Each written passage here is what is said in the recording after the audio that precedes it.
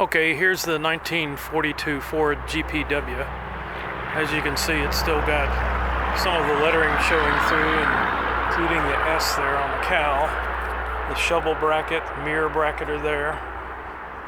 The shovel head bracket's there. I think the remains of the fire extinguisher bracket are there. Got the original steering wheel. Fuel tank's been replaced. I believe this one's fiberglass from the looks of it. Windshield frame's okay. It's had this odd piece added to the side, but it's about to come off of it. It's just got a couple of screws holding that on. It's got one grab handle there. The rear one's missing. The combat wheels are missing. You can see underneath in the fender well. It's got an original reflector. Original trailer connector. Somebody has cut the rear panel metal tailgate out of it. The rear cross member's pretty well beat up. It's had a piece welded on top of it. The toolbox lids, the Ford style, are both welded closed. There is some rot in the floor there. Really, the rear of the body's pretty rough, but probably could be fixed if you're a good metal man. Here's under the wheel well here. Another body handle. There's some rot in the side here. Here's the data plates. The original ones are still there, and the numbers do match the engine and the frame. The seat backs were cut off. They had some Ford van seats bolted to them. There is a hole over there. It does appear to have the original transmission and transfer case. It's not been changed. The inner windshield frame's pretty raggedy. Still got the original hard rubber hood blocks that are typical of the Fords. I believe the engine's been changed to 12 volts, but I don't know for sure. I've never tried to start it. The battery tray's got a little corrosion on it, but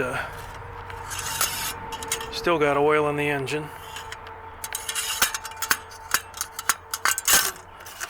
You can see the VIN number on the engine matches the data plate.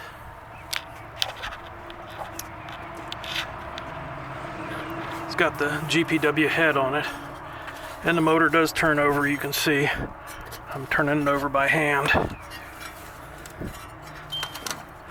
The fuel pump's been disconnected, but it does look like it still has fuel in it. I don't know if that's the correct carburetor or not. Obviously it's not the right air cleaner.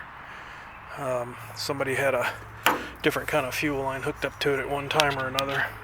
It does have the original headlights still on. There's the under the side of the hood.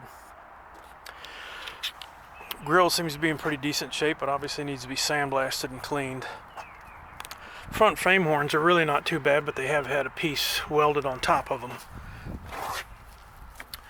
that needs to be removed. You can see where the blackout light used to be.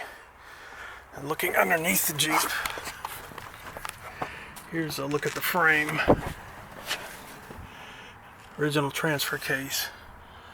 I believe the frame's in pretty decent shape. Obviously it's dirty and cruddy, but I've seen them rotted through here in the middle and it seems to be okay.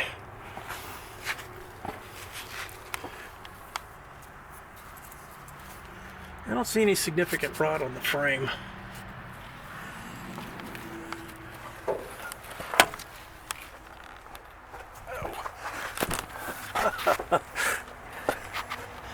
So it does have the GPW rear axle. It does have some of the brackets still remaining. It does have the filter